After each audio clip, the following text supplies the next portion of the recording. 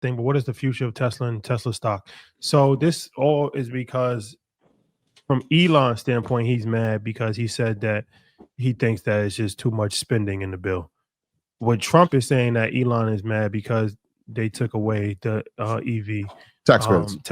Yep. Right? Experts, yeah. So depending on who you're listening to, you'll get different sides of the story. But regardless of anything, Tesla has problems. And Elon doing this doesn't help the problems. At all. You talked about Tim Cook needing to get fired. I think you got to start calling for Elon That's Musk. over with, bro. Yo. The board, the Tesla board, somebody's got to step in because he's going to sabotage this company. And I just don't see a pathway forward. I don't see a pathway forward with this White House because I feel like Trump is a person that he remembers things and he holds grudges. Yeah. And if he starts to lose government contracts, he's in real trouble. Yeah. Well, he pulled back. He said he was going to decommission the SpaceX from having missions out because they were the only ones that could send a rocket out and go. But he turned back. He said, you know what? That was a little out of line. We're not going to decommission this. Sobered up. He sobered. Right. So, but the thing about it, because I was talking to somebody, and they was like, well, it's not real. Because if it is real, then Trump would take away his contracts. I'm like, well, it's not as simple as that. Right. Because he has a monopoly. So it's not like, you just have readily available companies that can just come in and just fill a place. Yeah. So even if they want to, it's not as easy. But that doesn't mean that they're not potentially making plans or going to support. There's always a competitor. Mm-hmm. Even if the competitor is not ready to take your spot or right they'll make one. Yep. I mean, you still got Blue Origin. You got a bunch of companies that they're not SpaceX. Right. But given enough help and enough resources, 5 years from now, they could potentially. I don't think this is something that you see the effects right now today. But like I said, the Democrats, I don't think they're going to forget the way he treated them. Mm-hmm. And I don't think the Republicans are going to forget what he did. So now you put yourself in a very tough spot politically. And you need politicians because politicians are the ones that ultimately fund these things, write the bills, write the laws, and you making enemies with the government officials is not something that's intelligent. Yeah, and that's what and we spoke about having the main thing be the main thing, right? Like that main thing has to stay the main thing because that's what got you here, right? Yep. Yes, Neuralink is important. Yes, SpaceX is important. Tesla's what got you here, and that's what pays the bills for now, right? But if those sales start to come down, those margins get thinner, right? That $7,500 that the state used to give you for every vehicle that you would buy, especially if you're in New York, that's gone. Where do we make that up at? And then the political hedge fund connection is not being talked about enough. Like there are a bunch of Bitcoin maxis, right? What hedge fund is a Tesla maxi? Has been for there isn't any. Yeah. And that part you just brought up is important. This isn't hey, we'll wait this administration out. No. You have enemies on both sides and in other countries. Right? You wait this administration out, the next administration comes in, they're going to remember too. And he already said if he funds Democrats, it's going to be severe consequences. What does that even mean? I'm going to tell the truth about how you may not have applied the way you should to be in this country. Well, and how you got certain funding. Like it's and it's a great lesson for entrepreneurs. Never fight with a person who's willing to fight forever. Rashad, we had this conversation. What was it? Italy somewhere. You're like, hey, I don't know if you want to go down this path. He's not going to. Okay, cool. And then the thing about it too is that he lacks discipline. They both lack discipline. Yep. But this is a perfect example of if you're an undisciplined person, it's only a matter of time before you're going to unravel. And him just saying anything on Twitter, and you could tell that he really didn't want to, because he kind of cleaned it up. He tried to clean it up. He tried to. It was too late. Like he was like, "Yo, you're right. We don't need to be fighting." But you've already. Sometimes in life, it's like being in a relationship. Sometimes you say things that you can't take back. Right in the heat of the moment. In the heat of the moment, sometimes you lack discipline. You might be arguing with your wife. You've said something. You went too far, and then now the next day you wake up and you like, damn, I didn't really mean it. But what you said can never be erased. I'm gonna go to Invest and find my next wife. Don't say that. Truer things. Don't do it for real. So I think this is gonna be an interesting case study. I mean, Elon obviously is intelligent to make it this far in life, right? I'm not going to say that he's a stupid person. I just think that he might have a drug addiction and he lacks discipline. But it'll be interesting to see if how he maneuvers, because it's not just America. He's made enemies politically all over the globe. Yeah, in Europe, and he's chosen a side, and you got to understand, when you choose a side, there's another side. That's why most billionaires don't take active roles in politics. There's soft power behind the scenes. Could it have been like two truths and maybe one fabrication? Do we not think he helped him win the election? Of course. No, he definitely did. You can look at the polling data, but you also can go so far. I always said it was a mistake to be so close to Trump to make it seem like you were the president.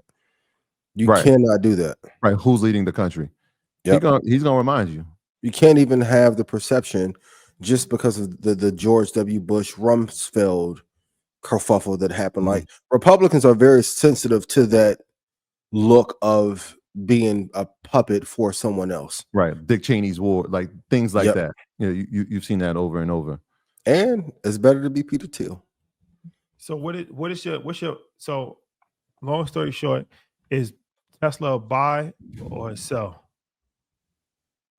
It's a buy if it gets back down to like 189.22.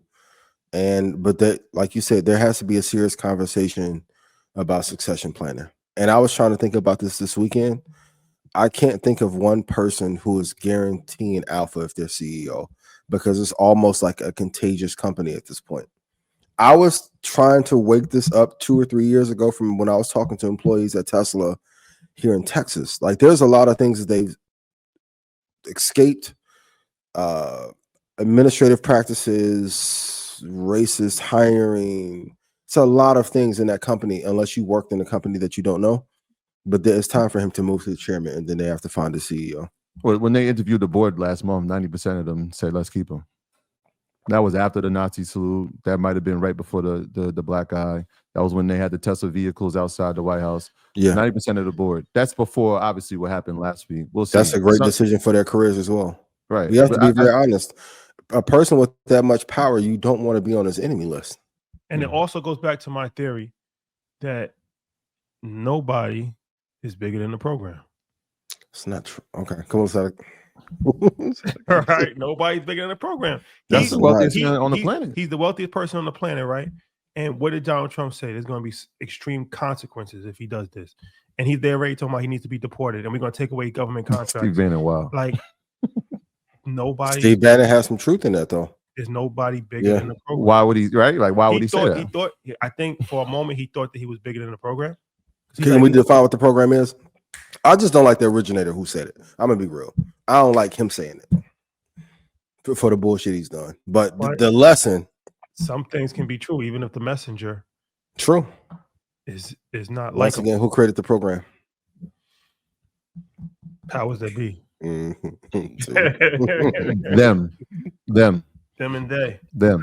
They did. We'll see. But Elon, man, and there's a negative return on how many enemies you have too. That's why, like, when we get on a lot of you podcasters for having beef and etc., you think that it's going to give you a return or more views is also going to like hint like there's a negative return of 3x of having 4 or 5 people who truly hate you that's going to go out of their way to destroy your life. Long term, you stay with the stock. I mean, if the autonomous roadmap and the AI roadmap is clear, and I guess he kind of gets focused. Obviously, we're talking about the short term, but long term, 3, 5, 10 years. They need a new CEO. And to be honest, even for the stock to hover at 290, this stock should be a $500 or $600 stock, given how much fanfare and love that it has. It's the same thing. I sold Tesla, and then it went up, and then it came back down. I never supported Donald Trump for one reason: you can't do a good deal with a bad person. Remember that. You could take that for whatever you wanted to take it for, but ultimately, it's one of these universal truths that always comes through. True. It's a boomerang effect. You can't do a good deal with a bad person. You're trying to look at numbers. You're trying to look at statistics. You're trying to look at, is this person a good person or is this person a bad person? Because those characteristics end up bleeding into the culture of the company. And if we look, the high at 370, 133, it hit that double top for all my technical analysis people. Got to the high 394. If fell apart then. And if we're going to be honest just about the product, the car is not fucking great. If you take the Hyundai logo off some of them Tellurides and slap a Tesla on it, BYD, Mercedes, and that's the other part in the automotive industry. He's made a lot of enemies in the industry, actively with BMW, actively with, like, when you had the two racist factions fighting, BMW, Mercedes, fucking Ferrari. You have too many people aiming at you from everywhere. That's not going to go well. It's not going to go. And regardless of what people say, the car is not great. The car is not great. I keep saying it was a mistake to go from luxury to economy. When you talk about the valuation and how it's trading, it's not going to be. It's the robotics. It's the AI. It's the autonomous vehicles. That's the roadmap. This is why it has the valuation. This is why it trades at the multiple it trades at. That's why. So if this doesn't start changing very soon, it could get muddy. I'll give them a year and a half. They got to figure out a roadmap for Tesla. Yeah, they said that the head of robotics actually resigned. And then he's talking about starting his own political party. He's got delusional, man. So that was in the that plan went back into hiding. That's not gonna work, bro. He's delusional. He's really making a lot of bad decisions. Yeah. The Peter Thiel approach is much better. Invest in you quietly, and then step back. I'll have power from behind the scenes.